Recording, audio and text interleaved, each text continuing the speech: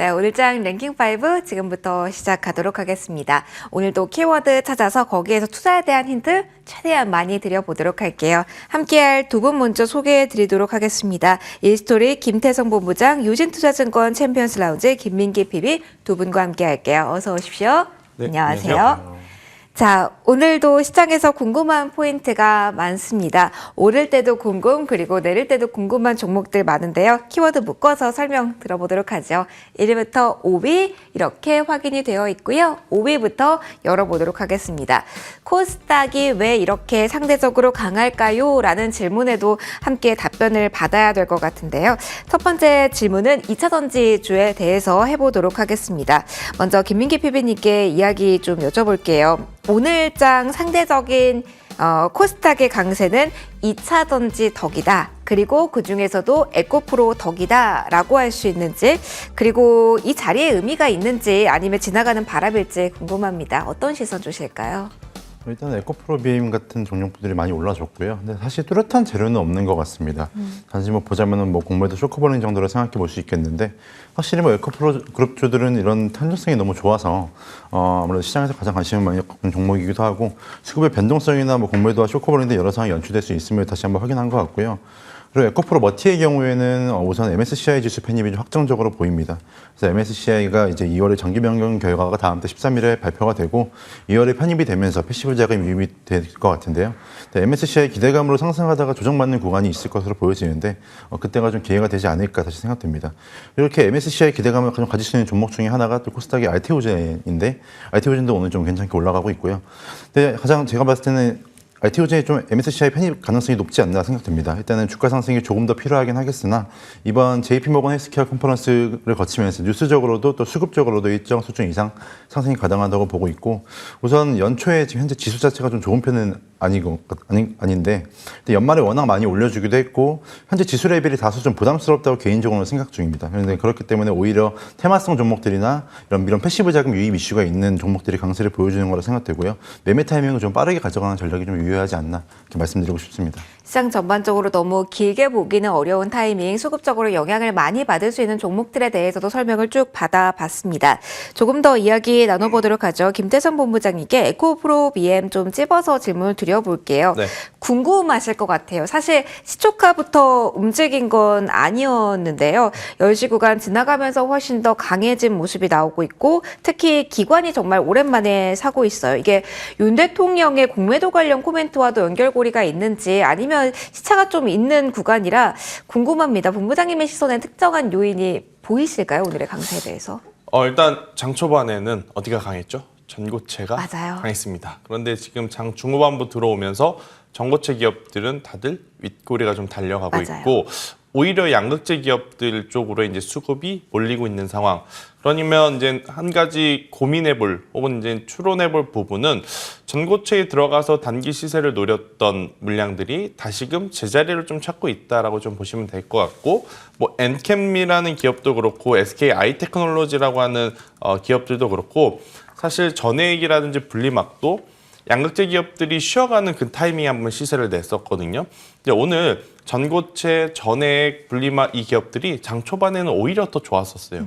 그런데 이제 장 후반부로 갈수록 지금 이제 그들에게서는 차익 매도 물량이 나오고 있고, 그동안에 조금 쉬었던 혹은 가격적으로 사실 에코프로 BM 여기서 한 번 더 밀렸다면 투심이 더 악화될 수도 있었던 자리였었던 것 같아요. 일단 그 반등이 나와야 할 자리에 타이밍 좋게 지금 수급이 들어오고 있기 때문에 저는 조금은 더 이제 지켜봐야 되겠으나, 이제 수급의 연속성에 대한 부분은 고민해 볼 필요는 있지 않겠는가.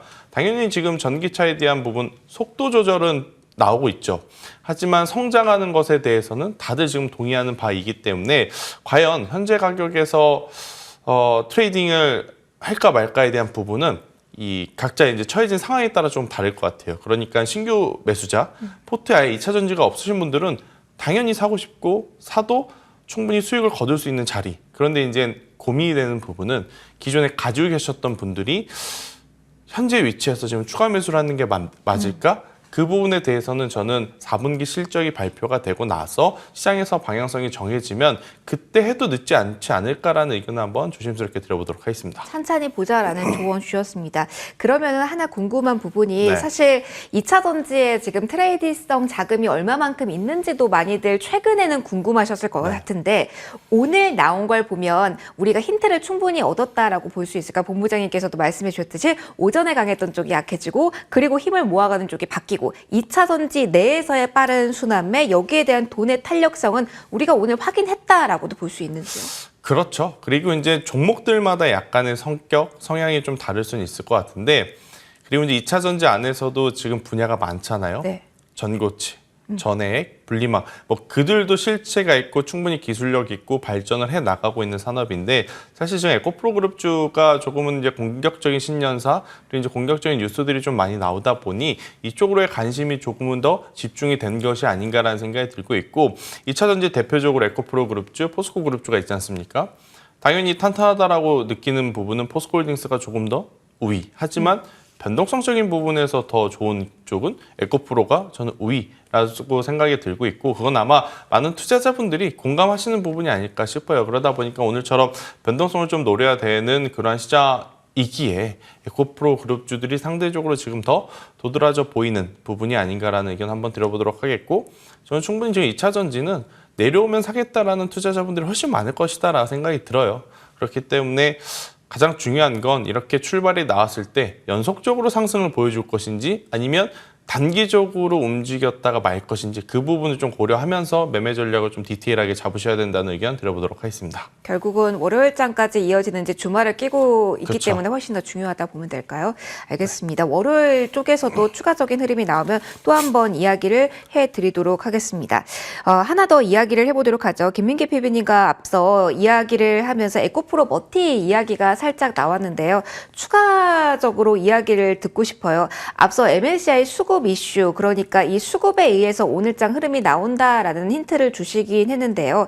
이게 조금 더 강화될 수 있는 위치일까요? 2차 전지에 대한 분위기가 조금 더 강해진다면 가정에서 이 종목에 한정돼서 조금 더 팁을 주신다면요. 사실 지금의 상승보다 아마도 좀 더 시간이 흐르다 보면 조정되는 구간이 분명히 있을 거고요. 일단 2차 전지 업황 자체가 그렇게 썩 좋은 편도 아니고 아무래도 현재로서는 단지 이런 패시브 자금 유입이나 아니면 테마에다가 좀 의존을 해야 되는 상황이기 때문에 조금 더 조정받는 구간에서 좀 매수를 하신 다음에 MSCI 패시브 자금 유입됐을 때 그때 다시 한번 매매를 차익을 노려보시는 게 좋겠다 이렇게 말씀드리고 싶습니다. 전반적으로 짧게 보자라는 의견만 좀 많이 나오는 오늘장이라서요. 그러면은 이걸 짧게 보고 안 들어가신 분들은 어떡하지? 라는 궁금증이 생겨서 전고체 쪽도 한번 따로 PB님 봐주세요.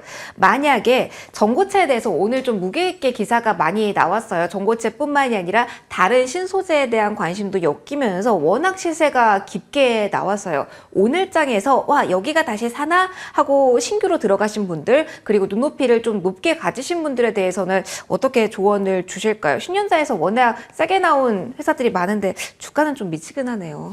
저는 전고체 쪽은 아직까지는 단기 테마성이라고 보여지고요. 일단은 전고체가 상용화되고 본격적으로 이런 자동차 완성차에 적용이 되기까지 상당히 오랜 시간이 걸릴 것으로 보여집니다.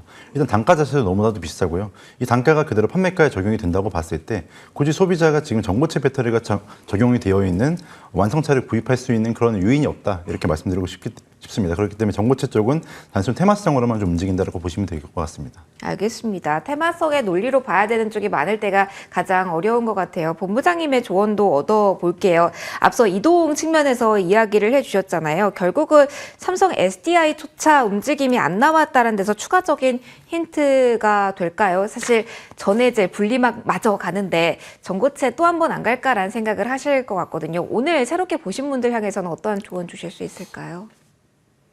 뭐 삼성 SDI에 대해서 크게 고민할 필요가 있을까요? 그러니까 시간과의 싸움일 뿐이지 기업의 성장성이라든지 주가의 상승은 저는 충분히 기대해 볼 만한 여지가 많다라는 생각이 들어요. 그래서 이제 성향에 따라서 이제 종목을 이제 고르셔야 될 것 같은데 당연히 계속 강조드리는 부분은 변동성에 조금 더 편하시다, 익숙하시다 하신 분들은 에코프로 그룹주를 공략하시는 게 맞을 것 같고 좀 길게 보신 분들은 저는 뭐 삼성 SDI, LG 에너지솔루션, LG 화학, 뭐 SK 오는 아직 이제 상장이 안 되었기 때문에 SK 이노베이션까지 뭐 이제 느긋하게 좀 보신다라는 관점에서 지금의 가격대는 우리가 과거에 삼성전자라든지 SK하이닉스를 모아갈 때처럼 저는 매수하는 것에는 찬성을 합니다. 하지만 여기가 이젠 가장 저점이야. 그리고 다음 주면 단기적으로 한 5% 10% 오를 거야. 이런 마인드로 접근하시기에는 그렇게까지 좀 알맞은 종목은 아니지 않겠는가라는 의견 드려보도록 하겠습니다. 내가 어떤 성향을 가지고 어떤 목적을 가지고 이 종목을 바라봤는지에 따른 그쵸. 투자 방향 달라지니까 한 번 더 점검이 필요한 자리다라는 이야기 함께 해주셨습니다. 저희 다음 키워드로 또 넘어가서 이야기 또 해보도록 할게요. 새롭게 많이 떠오른 인공지능 AI 관련주 묶어서 확인해 보도록 하겠습니다. 챗 GPT 관련해서도 뉴스가 나왔죠. 그리고 CES 일정까지 안고 있습니다. 그런 맥락에서 어디에 포커스를 조금 더 맞춰야 될까요? 일단 오늘 시세 나오는 쪽을 조금 더 믿어도 될까요? 궁금합니다. 피비님 먼저 질문 받아주세요. 오늘 시세 나오는 쪽 말랑말랑한 소프트웨어 쪽입니다. 여기에 조금 더 기대를 걸어도 되는 구간일지 일단 오전 오후 쭉 봤을 때 시세는 유지됩니다. 어떤 의견으로 정리하면 될까요? 일단 단기적으로 CES 이전까지는 챗GPT 스토어 관련주들, 그러니까 오늘 시세가 많이 나왔잖아요. 네. 이쪽은 조금 더 봐도 되지 않나라는 생각이 듭니다. 물론 테마성으로 좀 많이 오르긴 했지만 이게 다음 주에 본격적으로 출시가 되고서 그때도 좀 모멘텀이 있을 것으로 보여지기 때문에 뭐 솔트록스나 뭐 이스터소프트, 마음AI 그리고 폴라리스 오피스 등과 같은 이런 챗GPT 스토어 관련주들은 조금 더 갈 수 있다고 보여지고 일단은 이런 챗GPT 스토어가 다시 한번 AI 쪽에서 한번 훈풍을 불어줄 것으로도 보여지는 것이 드디어 이제 챗GPT 스토어가 AI 소프트웨어 수요자와 공급자와 간의 만남의 장을 만들어준 거거든요. 그러니까 새로운 플랫폼이 생긴 상황에서 다시 한번 AI 쪽이 한 번 더 크게 갈 수 있지 않나 이렇게 보고 있습니다. 하지만 이번 CES에서 본격적으로 좀 메인으로 갈 수 있는 게 저는 오히려 AI 쪽보다는 모빌리티 쪽을 좀 더 보고 있거든요. 그래서 이번에는 오히려 모빌리티와 IT의 연결, 그러니까 소프트웨어 중심 자동차인 SDV 쪽이 이번 CES에서 굉장히 개인적으로는 관심 있게 좀 보고 있는 부분들이고 특히나 현대차가 이 부분에서는 굉장히 준비를 많이 하고 있는 것 같습니다. 그러니까 여기서 이제 현대차가 이제 올해 CES에서 소프트웨어 중심 자동차인 SDV에 대한 계획을 발표를 할 예정인데 목표라는 것이 다양한 데이터와 교통신호로 정보를 공유하고 또 다양한 데이터들을 수집해서 그걸 연결하고 확장하는 방식을 채택을 하면서 최종적으로 글로벌 소프트웨어 설립 건설까지 가고 있거든요. 그러니까 이러한 계획이 본격 적용이 됐을 때 이는 SDV 시장이 앞으로 활성화되고서 그리고 이제 더 나아가서 목적 기반 모빌리티 시장으로 나아갔을 때 현대차가 이를 주도해 나갈 수 있다고 보고 있기 때문에 앞으로도 SDV 쪽이 이번 CES에서 좀 주목받지 않을까 그렇게 보고 있습니다. 그러면 자율주행 쪽에서 조금 더 포커스를 맞추신다고 해서 먼저 끌어다가 질문을 좀 드려볼게요. 앞서 반도체 이야기 여러 번 했을 때도 차량용 반도체 강조를 피비님께 좀 해주신 적이 있습니다. 그런데 하나 많은 분들이 기사 보시면서 걱정하셨을 것 같은데 인텔의 자율주행 자회사 모비라이 쪽에서 매출액에 빨간불을 켜는 코멘트가 나왔습니다. 시장에서 가장 우려하는 키워드 중에 하나가 재고에 대한 이야기고 그럼 많이 팔리지 않는다라는 이야기인데 그 점에 대해서 일단 오늘 장에서 악재를 미리 반영하고 있는 쪽은 그럼 어떤 시선으로 봐야 될까요? 아무래도 SDV나 이런 자율주행과 같은 섹터가 이제 좀 시작하는 단계이기 때문에 이런 재고 관련된 문제는 지금 시장 초입 부분에서 충분히 있을 수 있다고 보고요. 다만 이 부분은 일시적인 악재라고 저는 개인적으로 생각됩니다. 그렇기 때문에 장기적으로 바라봤을 때 지금 이렇게 조정 구간에서 차량용 반도체나 차량용 디스플레이 같은 자율주행이나 SDV 쪽 관련주들을 매수하시는 것이 아마도 이번 CES를 거치면서 새로운 모멘텀을 받을 수 있는 기회라고 저는 생각됩니다. 그럼 오늘 상대적으로 좀 자율주행, 특히 반도체 쪽이 많이 빠졌잖아요. 밑꼬리가 달리면서 올라온 쪽도 있지만 일단 좀 파죽 지세이다가 꺾이는 종목이 많습니다. 오후 이 자리도 전반적으로 매수 기회, 그 타임이라 보시는지 그럼에도 조금 더 이슈를 소화하고 그리고 자리를 확인하고 매수하는 전략에 대해서 이야기를 해주실지요? 하루 이틀 정도는 조금 더 이슈를 소화한 이후의 가격대를 보고 진입하는 것이 좋다고 보여지고요. 또 이런 차량용 반도체 이외에도 차량용 디스플레이 쪽도 좀 봐도 된다고 좀 보고 있거든요. 일단은 SDV가 100% 적용이 된다면은 일단 현대차는 2025년까지 적용을 하겠다고 밝힌 상황입니다. 물론 이번 CES를 통해서 확실한 계획이 더 나와봐야겠지만은 만약 이것이 계획대로만 진행이 된다고 한다면 이제는 그 자동차 안에서 소프트웨어가 중앙 통제를 해야 되거든요. 그렇게 된다면 이제 물리적인 버튼보다는 디스플레이 패널이 필수적이기 때문에 차량용 디스플레이 시장이 굉장히 크게 성장할 수 있는 구간이라고 보고 있고 분명 여기서 이제 LCD 패널이 아닌 이제 OLED 패널로 나아가야 되는 상황 속에서 이제 캠트로닉스와 같은 OLED 시각 기술을 가진 기업들도 다시 한번 보셔도 되지 않나 이렇게 말씀드리고 싶습니다. 시야를 조금 넓혀볼 필요가 있다. 다만 소프트웨어에 대한 키워드는 계속 가지고 가자라는 이야기도 담아봤습니다.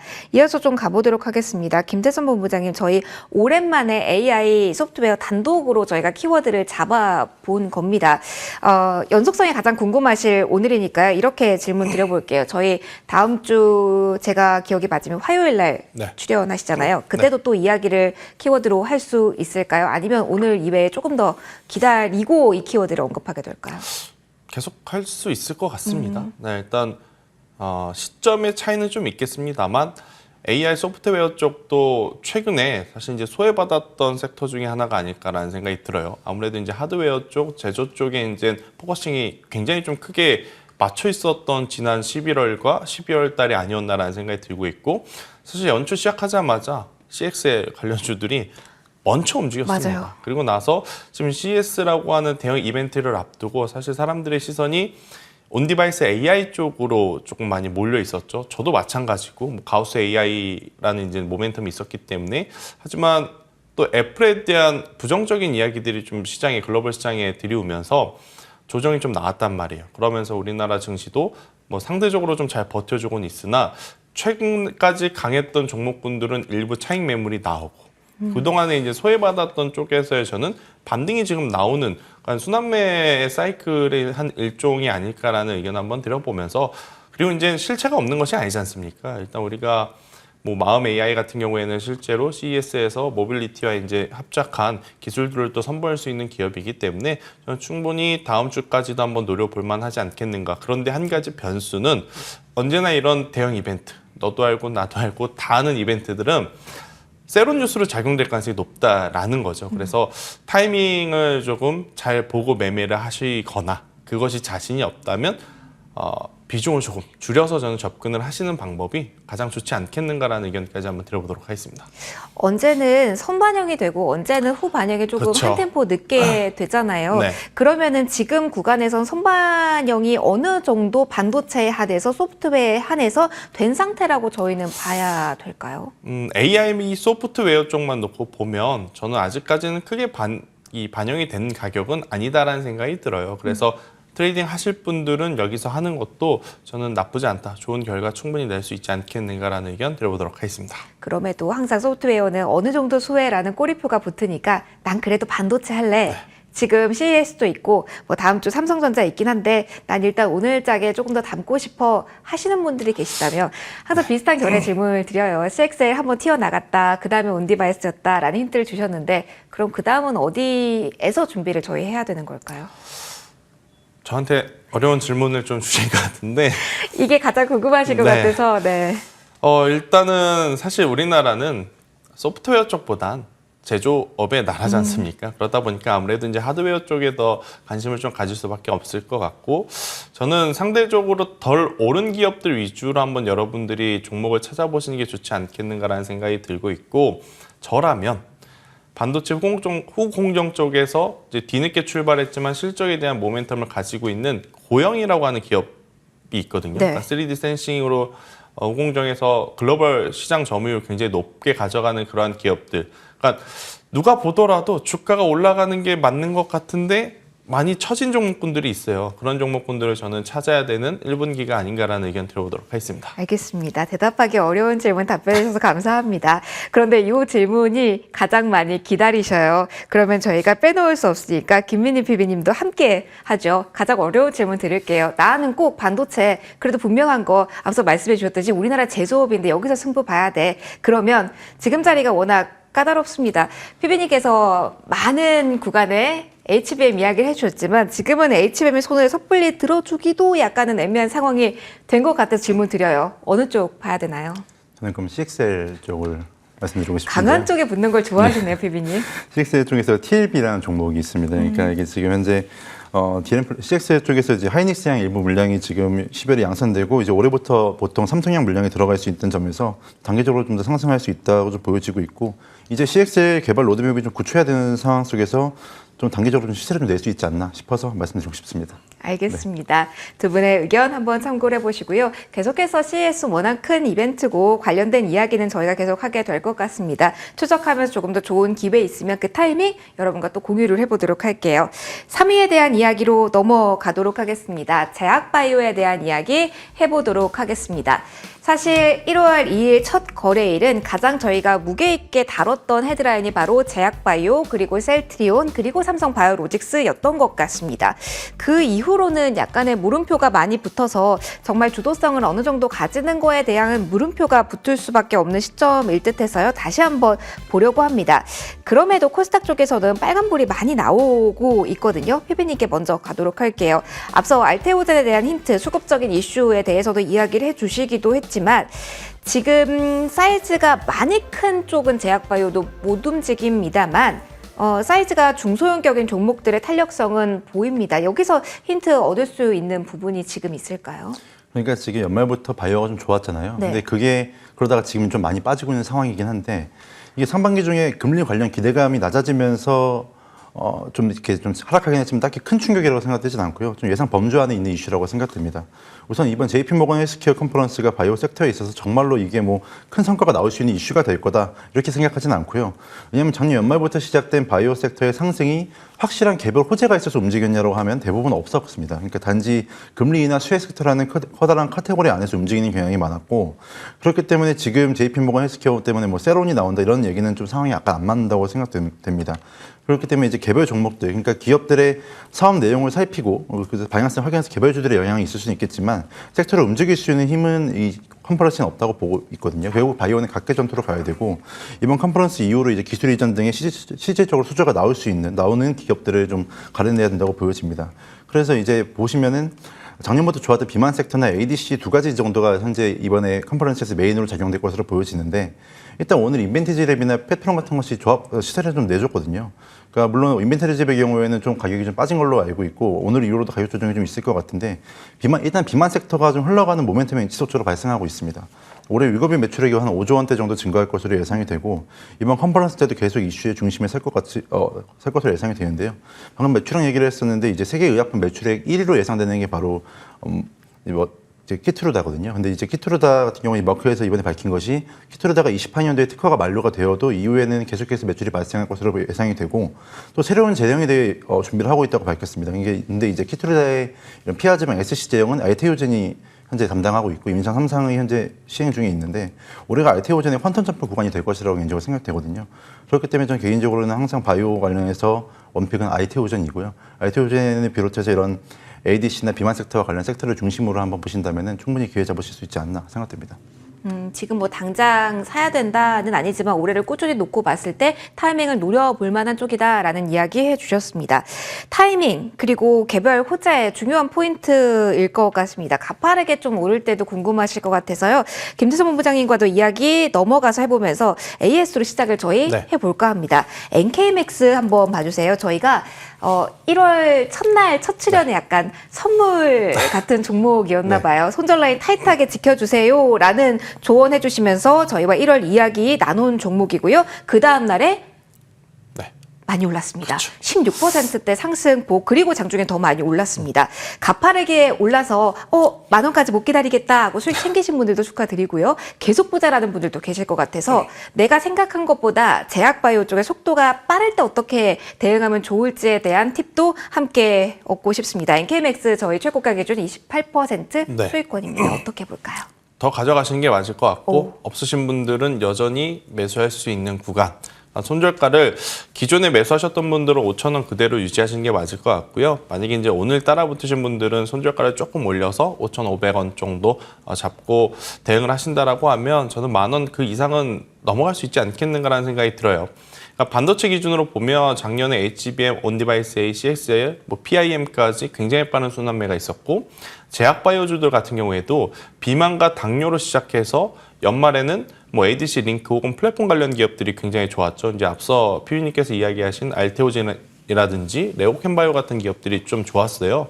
그리고 나서 그 다음에 또 순환매 테마를 이어받은 쪽이 치매와 알츠하이머 쪽이다라고 좀 말씀드려보도록 하겠고, 사실 이쪽은 우리나라 사회뿐만 아니라 전 세계 글로벌적으로 지금 고령화 사회로 가고 있는 상황 속에 매년 이 시장의 규모 파이 자체가 늘어날 수밖에 없는 지금 상황이 되었거든요. 그렇기 때문에 단기적으로 투자하는 것도 굉장히 매력적이겠습니다만, 좀 아이러니하게도 장기적으로 투자함에 굉장히 또 좋은 상황이다라고 좀 말씀 한번 드려보도록 하겠고요.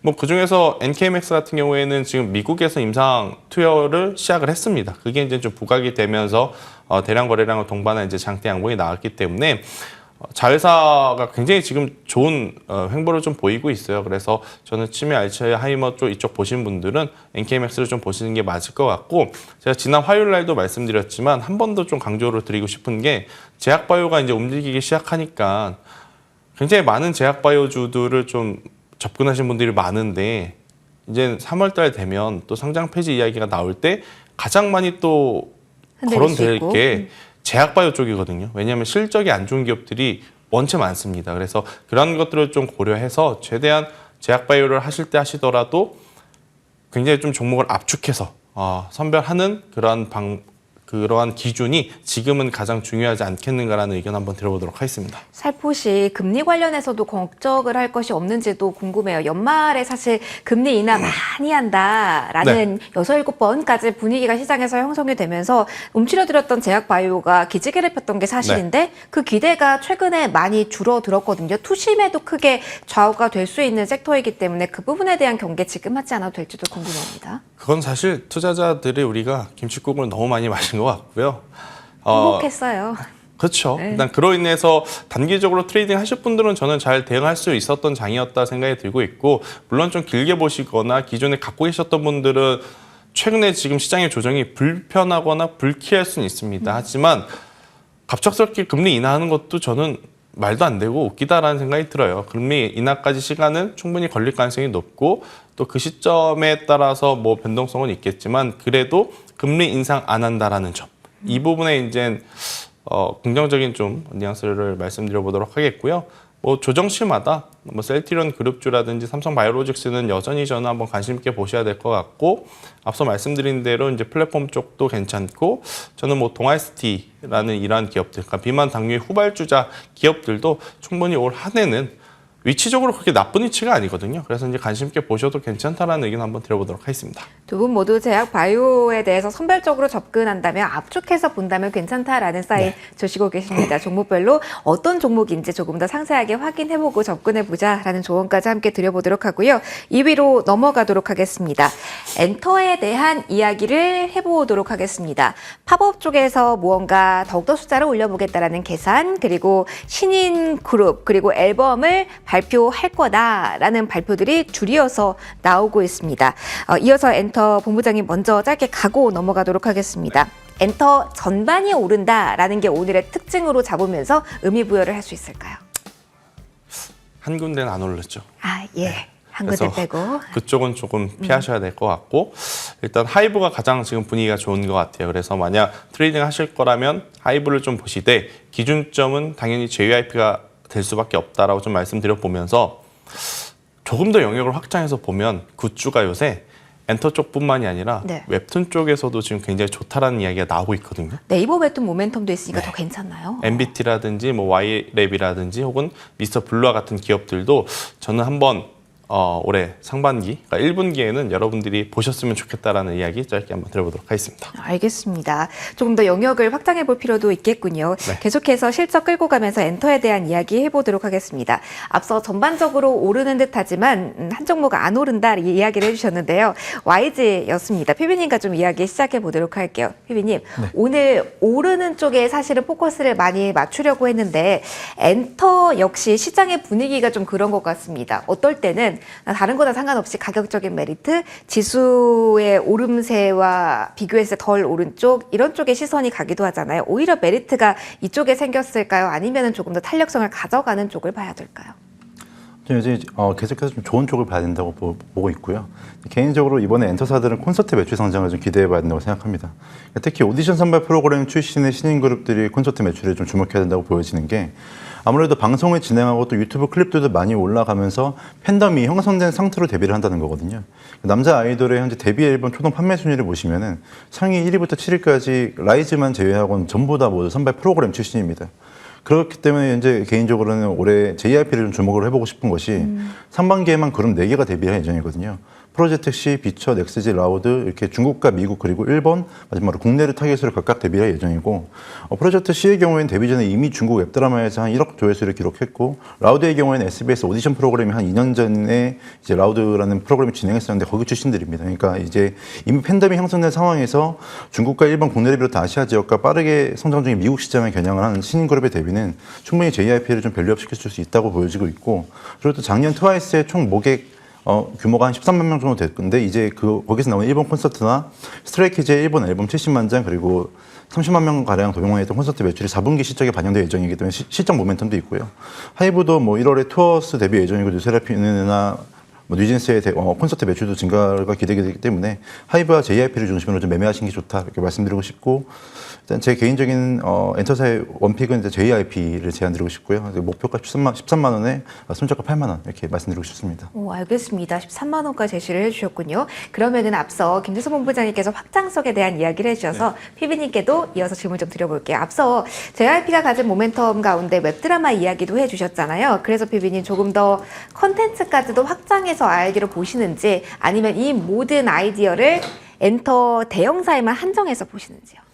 일단 엔터 대형사들을 일단 중심으로 봐야 된다고 보고요. 단지 조금 더 리스크를 감수할 수 있다고 한다면 저는 큐브 엔터테인먼트도 괜찮다고 보고 있습니다. 일단 아이들 컴백 이슈도 있고요.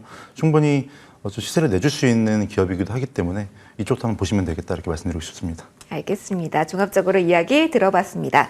마지막 키워드 살펴보고 저희 원픽으로 넘어가도록 할게요. 오랜만에 다시 신재생에 대한 키워드 가지고 왔습니다. 온실가스 배출량 줄인다. 그리고 원전, 그리고 신재생, 태양량 풍력 미국 진출한 쪽, 그리고 효소에 대한 정책적 지원 이야기도 꾸준하게 좀 나오고 있습니다. 김태선 본부장님, 네. 항상 비슷한 결이 신재생은 궁금해요. 올해 뭐 미국 정치적 리스크 알고는 있습니다. 그럼에도 계속 보게 되는 쪽이 신재생인 것 같거든요.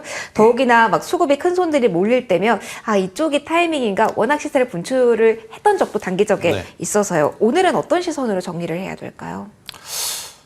일단 유가가 사실 상승을 하면 네.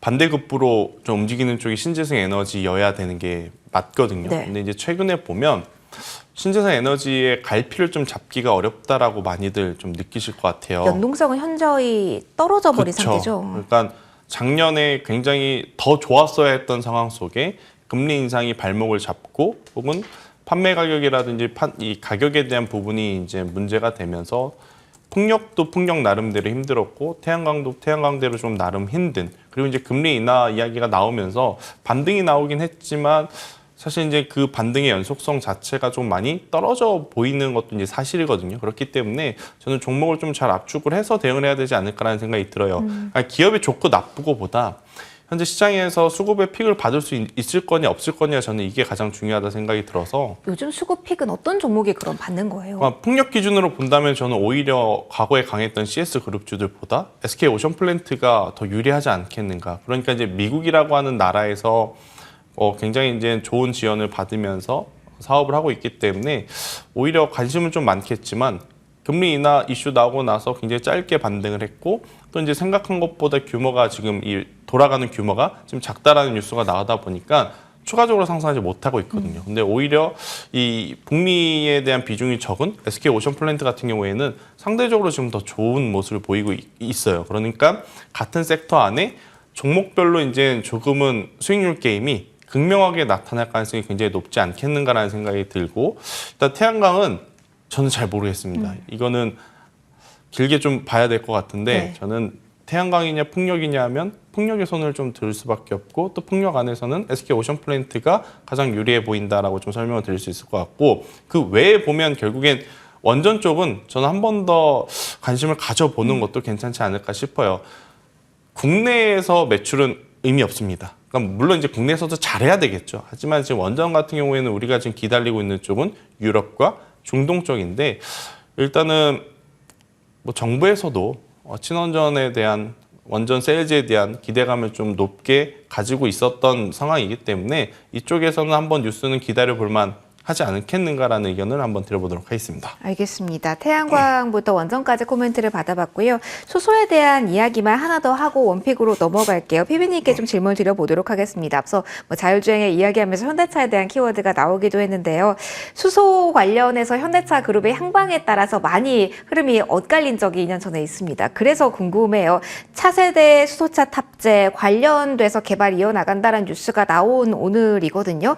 관련해서 수소 관련 모멘텀을 단기적으로 더 기대할 수 있는 자리가 왔을까요? 아닐까요? 사실 저는 개인적으로는 수소차가 큰 메리트가 있을까라는 생각을 좀 계속 하게 됩니다. 왜냐하면은 이번에 제가 SDV를 말씀드렸잖아요. 근데 이 SDV의 목적이 결국에는 목적 기반 모빌리티고 그거는 공간 활용이 가장 중요하거든요. 그러니까 지금 전기차로 가는 이유가 그 자동차 안에 많은 공간을 최대한 효율적으로 잘 활용할 수 있다는 게 장점인 건데 수소차는 굉장히 부품이 많이 들어갑니다. 그렇기 때문에 공간을 활용한다는 장점 자체가 없어지는 상황 속에서 과연 이 SDV와 목적 기반 모빌리티를 목표로 하고 있는 현대차가 수소차를 메인으로 밀었을 때 어떤 시너지를 낼 수 있을지 조금 의문스럽기 때문에 수소차 관련해서는 개인적으로는 조금 부정적으로 보고 있습니다. 알겠습니다. 아직 준비될 사안이 많다라고 이야기해 주셨어요. 저희 원픽 들으면서 마무리하도록 하겠습니다. 오늘은 두 분 모두 원픽 가져와 주셨는데요. 피비님의 원픽 먼저 들어보도록 할게요. 근데 피비님, 앞서 저희가 엔터에 대한 질문을 드렸을 때 이 종목을 먼저 공개를 해 주셨어요. JYP 엔터. 근데 저희가 속도가 너무 빨라서 자막이 못 나갔습니다. 다시 한번 목표가 그리고 요인들 짧게만 브리핑해 주시죠. 네, JYP는 이번에 올해 들어서 이제 신인그룹 4개가 좀 데뷔를 할 예정이고요. 또 콘서트 매출, 작년 콘서트 매출 또한 작년 4분기 실적에 반영될 예정이기 때문에 일단 실적 모멘텀도 확실한 종목입니다. 그렇기 때문에 JYP 목표가 13만 원, 손절가 8만 원 이렇게 제시해 드리도록 하겠습니다. 네, 이렇게 가격 이번엔 나왔습니다. 한 번 더 확인해 주시고요. 이번에 본부장님의 원픽 들어보도록 할게요. 어느 쪽에서 어떤 종목일까요? 네, 원전 부품주. 그 중에서 우진이라고 하는 기업을 여러분들이 좀 보셔야 될 것 같고 네. 계측기를 만듭니다. 가장 큰 고객사는 당연히 이제 두산에너빌리티라든지 한전기술이다라고 좀 보시면 될 것 같고요. 이집트나 폴란드 이제 이쪽 중동 쪽의 해외 매출에 대한 기대감을 좀 가지고 보자라고 좀 말씀드려 볼 수 있을 것 같고 글로벌 원전 시장이 계속해서 지금 성장하고 있다라고 해요. 그래서 이제 8,000원이라는 손절가를 좀 타이트하게 잡고 목표가 12,000원을 한번 잡으시고 대응을 하신다라고 하면 굉장히 좋은 결과 있지 않겠는가라는 의견 드려보도록 하겠습니다. 해외발 모멘텀 집중해서 보자라는 조언 주셨습니다. 참고해 보시고요. 저희 오늘 여기서 마무리 짓도록 하겠습니다. 이스토리 김태성 본부장, 유진투자증권 김민기 PB 두 분과 함께했습니다. 고맙습니다.